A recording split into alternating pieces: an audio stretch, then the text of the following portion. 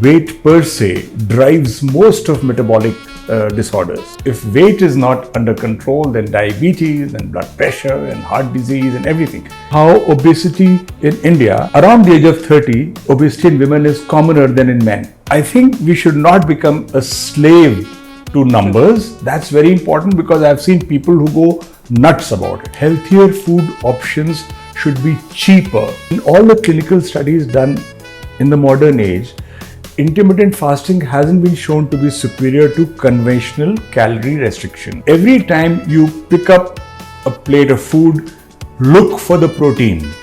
Where is the protein? Is there protein in your plate or not? Urban India's diabetes crisis isn't just about food. Today, together we will discover the untold triggers and everyday myths holding us back. I have with me renowned endocrinologist Dr. Ambrish Mithal. Dr. Mithal, thank you so much for being here and congratulations on your new book, The Weight Loss Revolution, Weight Loss Drugs and How to Use Them. Thank you. This Thank is so interesting because it's not just about medical facts or figures or something that's really dense. It's really about all of us and how we struggle every day to kind of, maintain our weight, live a healthy lifestyle, and how much we hide from our doctors. So tell us what inspired this book, firstly. So I think weight loss has always been the holy grail for endocrinologists. So you advise lifestyle measures, a very broad term which includes a million things. People follow, don't follow, they lose weight and it comes back on.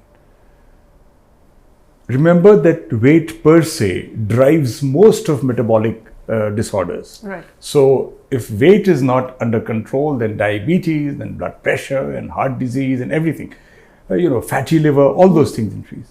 So we've always been struggling to have tools to help our patients lose weight. And it's incredibly frustrating in the clinic to share your patient's frustration, because the person has genuinely tried, lost kilograms, and it's come back on. Now, what do you do to help the person who's distressed and is suffering ill health or future ill health just because of the weight? So earlier on, we just had the same spiel about lifestyle, which is of course the basis of everything. And then say, oh, you are very advanced in your weight journey, so you go for bariatric surgery. We didn't have a single effective drug that could help us treat our patients. And we are talking of patients, we're talking of treatment. But tell me this, is this, as some people allege or say, that it's an easy way out, the weight loss drugs? So, they can be an easy way out for some people, but by and large, it's not true. Most people or many people who suffer from adiposity or obesity actually have tried everything they could and failed in their, in their journey, in their plans, their program. They lost weight and they put it back on. And this is very genuine. And people intuitively, we look at people who are overweight with some little skepticism always. You always think, he probably eats a lot, he doesn't listen, and he doesn't work out at all. There are two important points here. Number one is, if two people eat the same, both don't put on the same kind of weight. That you have seen, we've all seen that. Well, why is that? Secondly, there are genuinely some people who cannot control their cravings for food and for sweets. So there is a problem in the wiring. There is a difference in the wiring. So wiring meaning wiring of the brain. So actually obesity is a condition that emanates or flows from a disorder or a difference in the way the brain is wired. Okay. So that Oprah Winfrey very nicely called it very evocatively like food noise.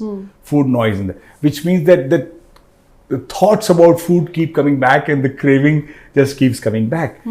So to fix that, we really didn't have any tools. Bariatric surgery is only, it's not working at that level typically. You are still, it's basically the size of your stomach, etc. So what is happening here is that how do you fix that in people? That's the avenue that's been opened up by these GLP-1 drugs. But is it then a lifelong journey? Once on Ozempic or Mounjaro or other GLP drugs, do you have to be on them throughout? And if you sort of get off them, does the weight come back? So there will be certain categories of patients who will have to be on the drugs forever. So for example, they are basically anti-diabetic drugs. So if I'm treating an overweight diabetes patient and he's responding well, it's like any other anti-diabetic drug. The patient will continue the medication. It is true that once we stop the medication and if we are taking it purely for weight purposes, then the weight will come back on, albeit slowly. And it depends really on how well people have tailored their lifestyle during the phase of drug treatment when they were actively losing weight. What I mean by that is that there are both kinds of people. There are some when they feel motivated by the weight loss they see, which they haven't seen in decades, they really follow everything perfectly. So when they go off medicine and very slowly tapered medication, they are able to manage pretty well, most of them. Although some weight will come back, but not all of it. Whereas those who are using the drugs, as you said, as a crutch, truly as a crutch, where they're doing nothing, no effort, then it will come back. So again, yes, for many patients, it's going to be lifelong, but not for all. Right. You know, it's also, I've seen that your work is sort of very, like you spoke about, connecting metabolic health and social change, right? That there is all of that. I wanted to understand that apart from food or just eating more, what is the most misunderstood way of urban India's changing lifestyle related to diabetes? What is it? What else is there apart from obviously cravings and food noise and eating more? I think it's also about not just, it is about food basically, but it's not just about how much we eat. Okay. A lot of it is about what we eat. And many things that we take for granted as a normal staple are actually not the best sources of calories for us right now. Give me an example. What I Top mean three. is, so bread. Like we think of bread as part of our breakfast. You know, the usual breads are made out of maida and they're like sugar. It's like having sugar. You know, all the confectionery, the baked items which we think are not fried and therefore are pretty okay, they're all just simple carbohydrate. Right. Even the roti that we have, that is made out of refined flour. The white roti, you know, we always told white rotis are the good ones, the pulkas. Yeah. So that's maida-like flour. The shiny white rice. So all these things are staple actually. What has changed, why have they suddenly become important, is because in earlier days, the rice was crude and sticky and it had some bran in it. The rotis had choker in them. The wheat had choker. A lot of millets were consumed. So instead of that, we have refined wheat and polished fine rice. In one line, that is the biggest issue with our diets. The other big issue is lack of protein. So we always believe our diets are the healthiest and this, that. We don't produce athletes, world-class athletes in the amount and the number that we should be doing. Right. Of course, fortunately, there is a great change in our understanding now. So we are doing that. But overall, considering the size of our country, and much of it has to do with protein nutrition. Right. So protein nutrition also has an important role in metabolic health. It's not just building strength, you know. So these basics about our food, which we just say, people will tell me, हम तो घर का खाना खाते हैं, तो घर का बाहर से खाए ही नहीं, and we are vegetarian. That becomes like a final answer. We are vegetarian and eat at home, so food has to be healthy. But that's not true. So those are the areas where urban India is going wrong. So, you know, in terms of sort of exploring, like you said, these are almost like modern myths around diabetes, right? Like you're saying, हम घर का खाना खाते हैं, vegetarian है, तो how am I putting on weight? So, what is that one myth that I wanted to, you know, going through the book that you wanted to include, but the editor said, नहीं, ये नहीं डालेंगे, ये बहुत controversial है. I mean, I think there seems to be, editor didn't say anything. Okay. Editor was had fine. completely a free hand. Yeah. Editor didn't say anything. But I guess we have to be, people are very sensitive about anything that is considered traditional these days. And I believe that there are a lot of good things in all our traditions, including food, but there are a lot of things that are not so good either. Give me an example. So I'll also give you an example of what we mean in food by traditional. Okay. So most of our food traditions are, maybe 50 years old. Right. Lesser. They're not really traditions, Right. If you go back, centuries, it Right. was completely different. So when we are saying it becomes a tradition. What is a fad today becomes a tradition tomorrow. One example is sabudana. Sabudana. Sago, yeah. It's very popular during, fasting. It's the healthiest food. Someone came out and said, superfood, that.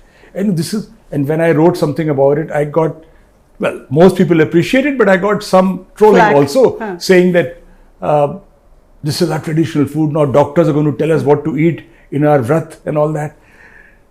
Sabudana is commercially processed, just carbohydrate. So while it's okay to have it, it's okay, but you should know what you're having and don't say it's an amazing food and that's why it's changed. Right. It's very important during fasting. No. So it's processed. And when did it start? In the 1940s, production started in Tamil Nadu or somewhere in the south, probably Tamil Nadu. And it's not even like straight off the farm or anything. It is processed and then is made into those delicious crispy papads or whatever you have from sabudana.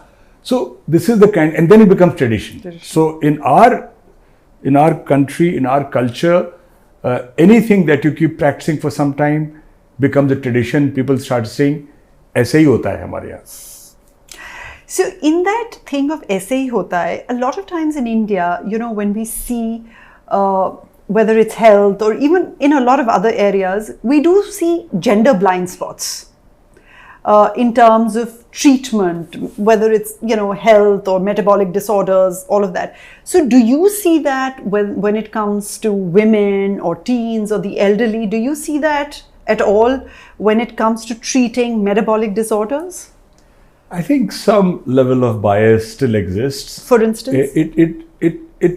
It's more in certain levels of society, certain segments rather of society, and in the more aware segments and sort of relatively more affluent segments, there is very little bias there. I think both genders get equally well treated, but here, yes, because whatever you might say, in the average middle class family, still the woman is the person who manages the house. So her diet is not a priority. She is often eating leftovers or eating with the children or something. And there is no doubt that the priority in nutrition is the man of the house, so-called, and the children. So that we see both things. But as I say, as people sort of evolve more and more, read more and more, I think this thing changes.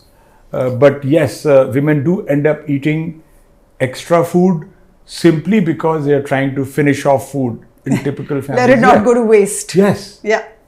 And it's amazing how obesity in India, around the age of 30, obesity in women is commoner than in men.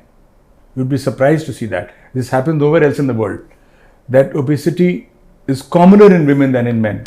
Because they're not looking after themselves, they're just eating whatever is there. Yes, and they're working at home, but they're not going out. They're relatively less. As compared There's no to the active men. lifestyle. Okay, in terms of lifestyle, one other thing that, when we were researching for the show, we realized that this whole idea of digital wellness or trackers and wearables, that's sort of now really become big. Are we over-tracking? Are we overdoing it? Or is it something that, everyone sometime should look at? If you can afford it, do it? So I think there is a lot of merit in using digital tracking. Right. Definitely for those who have disease. Let's say if you have diabetes, there's a huge merit in tracking your blood glucose accurately. It helps patients a lot. We've seen for patient's self-education is remarkable. The same things we are saying about refined carbohydrate. When people eat that and it goes up, and he says, "Oh my God, I never realized that my light breakfast of poha and whatever was causing a sharp spike. Doctor, how is that possible? I've had it since I was a kid." So I think in that sense, tracking of blood glucose as an example is very helpful. I think we should not become a slave to numbers. That's very important, because I've seen people who go nuts about it. And there are certain things we know that if there is a fluctuation beyond this point is harmful. But there are certain things that patients make their own targets. And people just make their targets. I want my blood sugar between 100 and 130. Why? I said, who says? I mean, what's 90 and 140 is not bad. No, but I want it in this zone, doc. So those are like extremes. But overall, digital tracking helps. Overdoing anything is a problem. Is a problem. You're also one of those rare medical professionals, doctors, who've always been very vocal about, I think the word is social determinants, in terms of what should be. So if there was one change in policy that you could bring about to, reduce India's diabetes burden, because India is now sort of, considered one of the diabetes capital of the world and all of that. Yeah. What would you pick? That one policy? Okay, the one policy that I think which will have an impact is that healthier food options should be cheaper than unhealthy options. Milk should be cheaper than colas. If we can implement that in some way, because we have to realize economics is a big driver. Noodles and colas are cheaper than fast food is cheaper. Yes. So if we can have the bare essential food, the healthy food for children and adolescents, which is cheaper than fast food, it will make a big difference. So we have to, if we can, we should regulate policy in that way. So just before we started the show, you and I were discussing about how there is so much information out there, right? There are influencers talking about medicine and health and all of that. How do we combat this? Yeah. I mean, especially about things like lifestyle and food and diabetes and, drugs. How do we do that? Like, what would you say on it? It's my pet peeve. How do we address this pet peeve? So the only thing we can do is go on putting the right information out there. Right. I think that's what I've been trying to do, and some of my colleagues have been trying to do, is to put the correct information from credible sources. Right. The problem is the human mind always likes to hear what it likes to hear.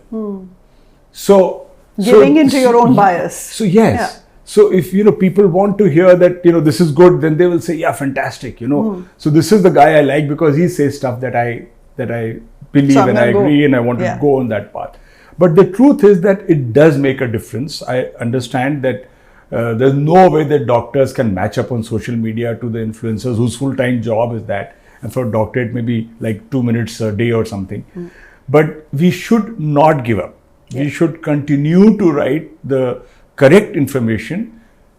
And that's backed by science. Backed by science and repeatedly. Absolutely. And not worry too much about the misinformation, except that definitely we tell our patients all the time, have you even checked the qualifications of the person who's sending this message? Is he even a doctor? This whole thing about 250 blood sugar being normal. I've got like at least 50 friends that send that, doc, what's all this? Oh God. That 250 milligrams is normal blood sugar. I said, ek baar ye to check kar lo. Who's the guy who's doing it? He's not even a doctor. Yeah. So, but tell me this. It was, again, I was reading because this has such lovely patient stories. Has writing the book changed the way you practice, the way you counsel your patients? Now, do you still believe them when they tell you stuff? Well, I've always been skeptical of some of my patients because I know that they're sort of making some things up. But I think they open up to someone in the team. So someone in my team will come and tell me that actually this is the problem. So you haven't, the educator or one of my colleague, younger doctors who give them more time. And so they do open up. So I think by and large, we are pretty okay with our information system about our patients. Okay. In terms of information, there is nowadays a lot of talk about gut health and metabolic disorders. Speak to us about that. How is that related to diabetes? What can be done? I think gut health has rightfully been given a lot of importance, and our gut microbiome determines many things. The absorption of food is just one part. The release of certain kinds of chemicals or suppression of release of others is also very important. Its link to metabolic disorders is still in infancy, the science behind it. But there are a lot of clues that suggest that a healthy gut microbiome will help us in combating these disorders. We haven't reached the stage where we can recommend one thing or the other, like I was talking about food, that this is going to change diabetes management. But I think we are on our way there. So there's huge amount of research in this area.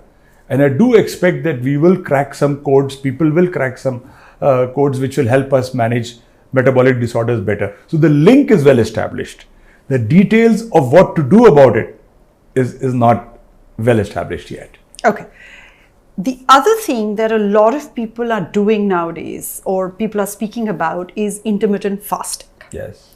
And sort of how it's going to lead to, weight loss, and it's really good.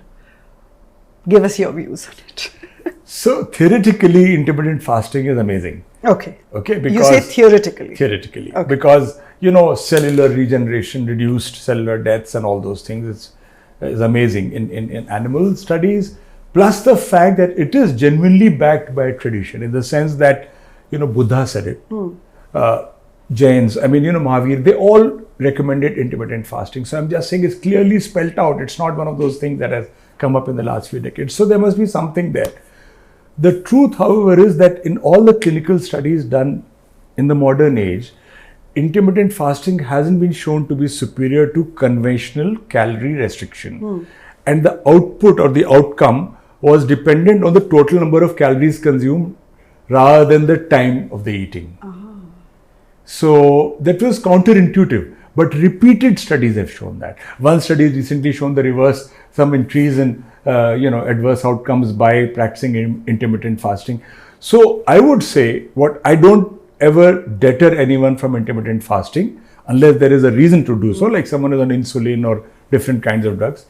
But I say it's everyone's choice. We have to restrict your calorie intake to this amount with so much protein. So if you want to do it in 4 divided meals, or you want to do it in 2 meals, just clustered sort of in 8 hours, you want to eat that, that's okay. But intermittent fasting does not give you a license to eat what you like in those 8 hours, which is how it is projected. But is it, earlier in the program we spoke about, and you said that the same food consumed by 2 different people will have a different impact in each one. Yes. So is it the same with intermittent fasting as well, that when I fast, it's different from me than when you fast, it'd be different for you? Possibly, yes. But so far, it's not really been shown. I just say it's a matter of convenience. Right. There are some people who are very good with intermittent fasting and they want to do it. So it is fine, go ahead. There are others who get acidic and get all kinds of funny things. Don't try intermittent fasting. So it's just truly depends on patient convenience at the moment. Till we have more data to show any clear superiority, at the moment I give that choice. Again, that choice cannot be for those who are on complex anti-diabetic regimens. Right. Okay. Now, quick answers to if someone came to you and said, give me my perfect meal plan of the day. What should I have for breakfast? What should I have for lunch? What should I have for dinner? Every day of the week, what would it be? Like just a sample. So the first thing in this is, again, one size doesn't fit all. Right. You have to remember that. And that's why we really don't believe in general. Men and women after their 40s, because, that's when all these things start affecting you so much more. I think you have to calculate your calories, sitting with a nutritionist based on your level of activity. So that's the first starting point. Okay. Then a simple way to look at it is to avoid the things that I said, which means avoiding refined carbohydrate and deep fried food. No question about that. Okay. So I'll put it very simply. Every time you pick up a plate of food, look for the protein. Where is the protein? Is there protein in your plate or not? If there's no protein, there's something wrong with your choices. Putting it even more simply, if you take a plate, half of the plate should be veggies. And that's very important. Half your plate should be vegetables. If you're not a diabetic, fruits can be added there. If you're a diabetic, fruits have to be sort of balanced out a little bit. Quarter of your plate should be protein sources, which could be, if you're a non-vegetarian Chicken, person, fish. you can take chicken, fish, white meat especially is very good. Eggs are fantastic. I think eggs are very important for a country like India. Consumption of eggs should be encouraged. Or if you're not in that category, then milk products, paneer, or what happens if you're a vegan? Yeah, then you have to take it in other ways. Then soya bean, soya bean. And all kinds of our beans are good in protein, but they are not as good as animal sources. Whatever you might do, they cannot become as good as animal sources. And if you really can't have enough protein, then you can go for a supplement. Only if your nutritionist tells you that this protein is not enough for you. And only 1/4 should be cereal, and that should not be refined cereal. Whereas if you see the plate of an average Indian, I grew up in UP, I am from Lucknow. So, well, maybe our plate was a little different, but much of the people around us, they would, if they had rice, they would have rice in almost the whole plate and pour a little bit of dal, watery dal in it. Yes. And then ghee on top. Yes. And the same with rotis. Yeah. So food was counted with rice and roti, not with the veggies, whereas it should be vegetables. So we have a large plate, lot of rice there or rotis and little cups of vegetables. Whereas it should be vegetable, that should be the main thing. And sequencing is important. Start your food with salads or veggies. Even while you're waiting at the dining table for the hot chapati which you like, even if you're having just one, please start with the veggies and the salad before you start with your main meal. Those kind of things make a big difference. Otherwise, of course, if you're asking for a meal plan, there should be solid protein in breakfast. Breakfast is very important. If it's eggs or whichever way you do it, milk products, if you're not allergic or if you're not vegan, definitely maybe a fruit or half a fruit or something. At lunch, it should be relatively less than the breakfast. But again, protein is an important part, and dinner should be really light. So that old adage still holds true. A dinner should be early. Don't have late dinners, sink into your sofas after that. I mean, that's what... the other important little point here is that something that has been realized that really helps our metabolism is activity after meals. So take a walk. Even 5 minutes will do. Even that helps. Go till the colony gate, go upstairs or whatever, depending on where you live, do that. And, instead of just eating and boom, just, The only trouble with that is, like, for instance, my son's a lawyer and he sort of leaves home at 9 in the morning, comes back at 9:30 at night. Likewise, so is my son. Yeah. So there is just, you can't even tell him because when he comes back, he's just so tired that it's literally like So I think we've got to figure that out for those young professionals, because I think that's the start of their obesity journey. Absolutely.